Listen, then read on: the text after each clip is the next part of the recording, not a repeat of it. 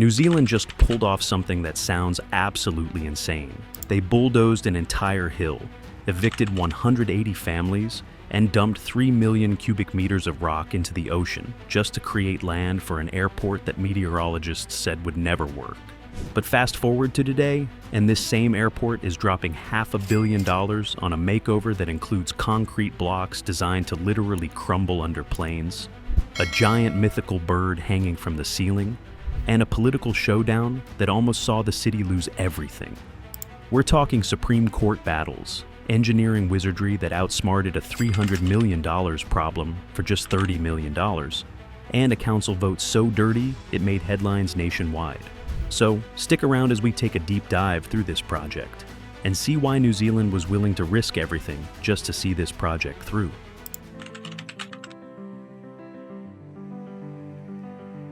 Building an airport usually means finding flat land near a city.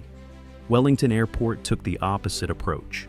In 1953, engineers launched one of New Zealand's most extreme infrastructure projects, spending £5 million to manufacture land where none existed. They systematically demolished Moa Point Hill, displacing 180 families and moving 3 million cubic meters of rock and earth into Cook Strait. That's enough material to fill 1,200 Olympic swimming pools. The result was 110 hectares of artificial peninsula, a finger of reclaimed land poking into waters known for punishing winds and treacherous conditions. Why would anyone choose such a hostile location? The answer lies in decades of frustration. Wellington's original airfield, Rongotai Aerodrome, opened in 1929 as nothing more than a grassy field. During winter, the grass runway transformed into a muddy swamp, making reliable passenger service impossible. Legendary aviator Charles Kingsford Smith landed there, but quickly realized the dangers. The only alternative was Paraparaumu Airport, located 56 kilometers north of the city. That brutal commute crushed passenger numbers and left New Zealand's capital effectively isolated from the rest of the country. The solution was radical.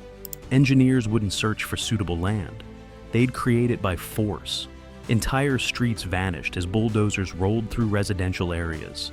Families packed belongings while their homes were either demolished or physically relocated. Once the land was manufactured, they built what was supposed to be a temporary terminal. This corrugated iron structure, affectionately nicknamed the Tin Shed, was meant to last a few years until something proper could be constructed. It ended up serving passengers for 4 decades. That foundational decision to build on a tiny windswept isthmus created problems that have plagued the airport ever since. Squeezed between hills and ocean, the runway had nowhere to grow. Every landing and takeoff became a calculated risk, with pilots navigating unpredictable crosswinds that could slam aircraft sideways. The airport became notorious among aviation professionals as one of the world's most challenging approaches. Wind speeds regularly exceeded safe operating limits, forcing flight cancellations that frustrated thousands of travelers annually. For decades, Wellington Airport operated under these compromises, making do with infrastructure that was always just slightly inadequate. The airport sat trapped in a geographical cage of its own making, with the ocean on one side and residential suburbs on the other. Any expansion would require either reclaiming more land from the sea or demolishing even more homes. But the real crisis was still ahead.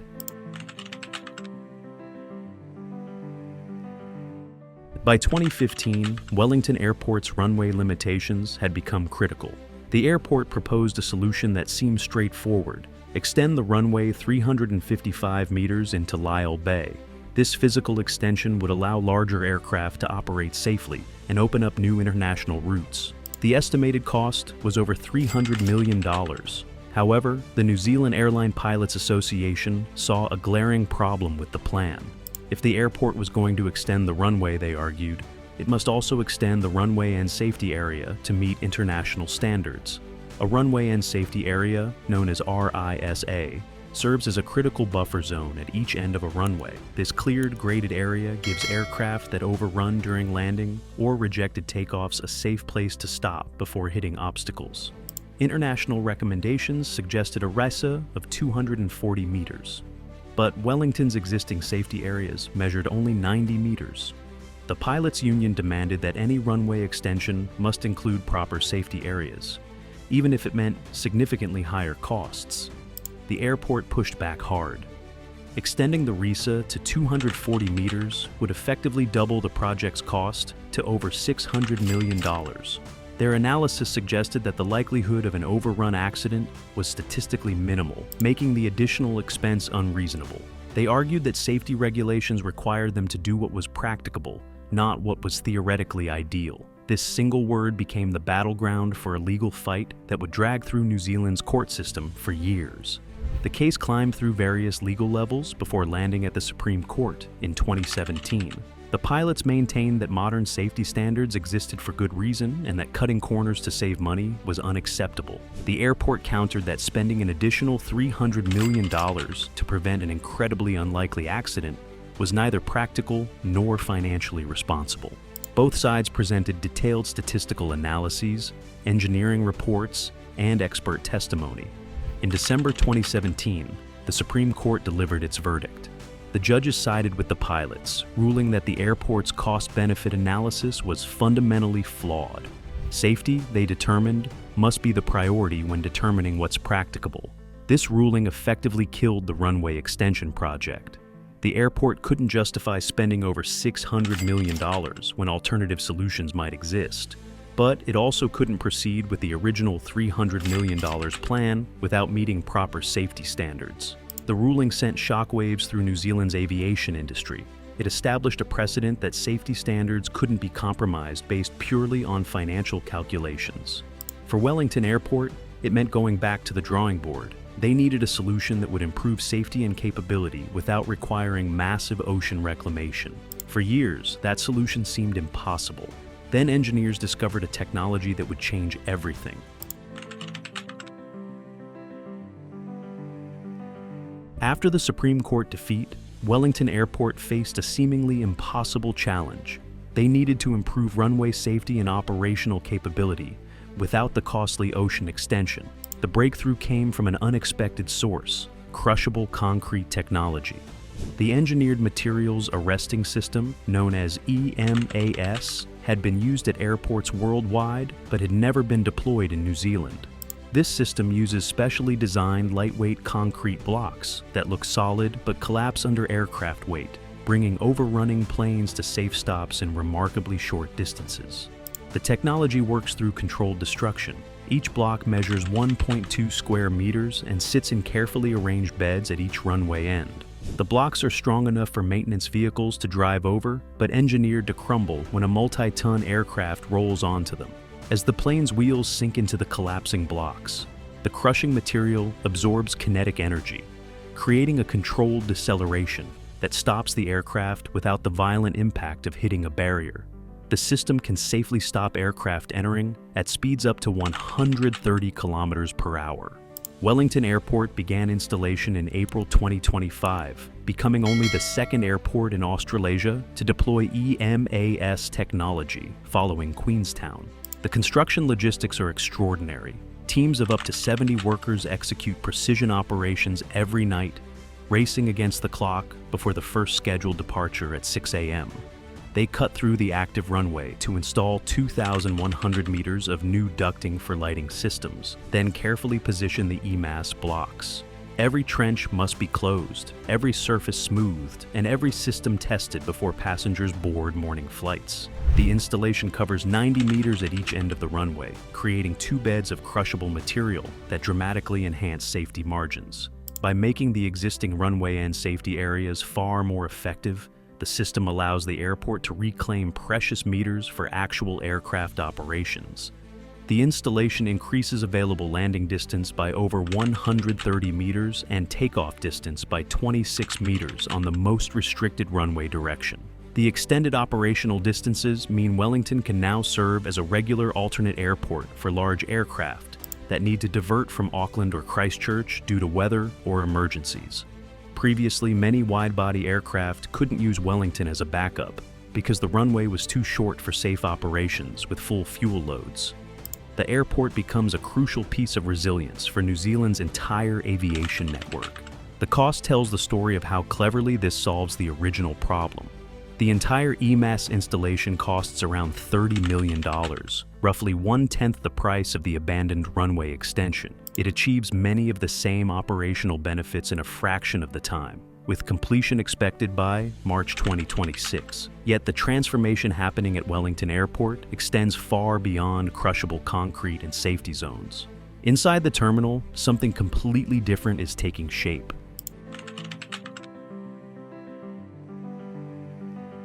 For 12 years, travelers arriving at Wellington Airport were greeted by massive eagles from the Hobbit films. These giant sculptures became beloved landmarks, perfect selfie opportunities for tourists starting their Middle-earth adventures. But in August 2025, the eagles departed, replaced by something that represents Wellington's deeper identity. Suspended above the main concourse now hangs Manu Mura Mura, a breathtaking 15-meter illuminated sculpture created by Weta Workshop. This spirit bird from Maori legend features a fiberglass body, steel armature, polycarbonate feathers, and a 3D printed head that captures ancient storytelling in modern materials. The replacement signals a broader shift in how Wellington Airport sees itself. Working closely with locale Maori iwi, the airport is reconnecting its modern infrastructure to the ancient stories of the land it occupies. This isn't just decoration. It's a deliberate effort to create a sense of place that feels authentically Wellington, rather than generically international. The terminal transformation includes a $20 million upgrade of retail and hospitality spaces, with new multi-level bars and cafes featuring 270-degree views across the airfield. Passengers can now watch aircraft operations while sipping locally roasted coffee, turning wait time into an experience rather than an inconvenience. The changes address real problems. Wellington Airport has been struggling with congestion during peak travel times, with passengers cramming into inadequate waiting areas and limited dining options. The upgrades create more space and better flow, but they also recognize that modern travelers expect more than just functional transit. They want comfort, local flavor, and spaces that reflect the destination they're visiting. The transformation delivers exactly that while maintaining operational efficiency. Beyond the terminal boundaries, the airport is making surprising investments in community infrastructure. Partnering with Wellington City Council, the airport is developing 4 parcels of land along Lyall Bay Parade, creating new public spaces and facilities. This includes a dedicated surfers' hub with toilets, showers, and changing rooms for the wave riders who flock to the bay's breaks. New boardwalks and ramps improve beach access for everyone, including people with mobility challenges. Play areas, viewing platforms, and architecturally designed spaces for new businesses like a gin distillery and waterfront bakery are bringing fresh energy to the coastline. These community investments recognize that the airport isn't an isolated island of infrastructure. It's woven into Wellington's urban fabric, sharing space with residential suburbs, beaches, and recreational areas. The $500 million transformation acknowledges this relationship by improving life for locals, not just passengers passing through. The economic impact justifies the investment. A 2024 report estimated Wellington Airport contributes over $2 billion to GDP and supports more than 14,500 jobs, with over 1,600 positions located directly on the airport campus. Each additional million passengers could generate another $208 million in GDP and support over 1,700 new jobs. The immediate upgrades are just the beginning. The airport's 20-year master plan envisions a radical reconfiguration, flipping the entire layout. The current northern area would be repurposed for regional flights, while a brand new, expanded terminal would be constructed to the south for domestic and international jets. This move is necessary because Miramar suburb blocks northern expansion, leaving southward growth as the only viable option. Passenger numbers are expected to double from roughly 6 million to 12 million by 2040, requiring new aircraft parking stands, modern freight facilities, and even a new fire station. The total infrastructure investment required over 2 decades exceeds $1 billion. Funding such ambitious growth requires creative financing. The airport, majority owned by Infratil, with a 34% minority share held by Wellington City Council, recently raised $125 million through a bond issue. That financial structure seemed stable until 2024, when Wellington faced a crisis that threatened everything. Suddenly, the airport's ownership became the center of the dirtiest political fight in recent council history.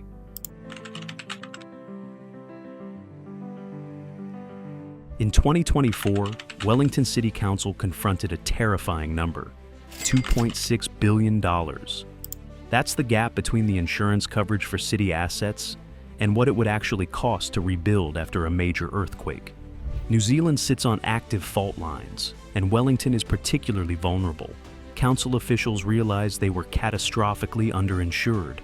If a major quake struck, the city couldn't afford to rebuild critical infrastructure. They needed a solution fast, and they found it in an unlikely place: their 34% stake in Wellington Airport. The council's shares were valued at roughly $492 million. Selling them could seed a diversified investment fund that would provide disaster relief capacity. In June 2024, council officials included the airport sale in their long-term plan, presenting it as a necessary step to protect Wellington's future. The proposal immediately triggered fierce opposition. Critics argued that the airport was a strategic public asset that generated reliable returns and gave the city influence over a critical piece of infrastructure. Selling it would be trading long-term stability for short-term financial relief. Both sides had compelling arguments, but the debate quickly turned ugly. Accusations flew that Maori voices were being deliberately excluded from the decision-making process. Council members described behind-the-scenes maneuvering and pressure tactics they'd never experienced before. Public hearings became heated as residents weighed in, some furious at the prospect of losing public control and others terrified of the city's insurance vulnerability. The vote came in October 2024, and after months of debate, deliberation, and political warfare, councilors voted 9-7 to stop the sale. The airport would remain partially publicly owned, preserving Wellington's stake in its gateway. The controversy revealed deep tensions about how cities should manage public assets during financial crises. Should Wellington prioritize maintaining ownership of a profitable airport or securing disaster relief capacity? There's no clear right answer, just trade-offs and competing priorities. For the airport itself, the decision provides stability. The $500 million transformation can proceed with confidence that all ownership structure won't change mid-project. Infratil remains the majority owner, with City Council holding its 34% stake, maintaining the public-private partnership that's governed the airport for years. The EMAS installation continues on schedule, terminal upgrades progress, and community investments in Lyall Bay move forward. Wellington Airport's transformation represents something beyond engineering. It's about a city refusing to let geography, legal setbacks, or financial crises prevent it from connecting to the world on its own terms. What's your take on Wellington's audacious airport transformation? Could your city pull off something this ambitious while battling nature and politics? Drop your thoughts in the comments below. Don't forget to hit the like button and subscribe for more incredible mega project stories. Until next time, keep exploring the extraordinary.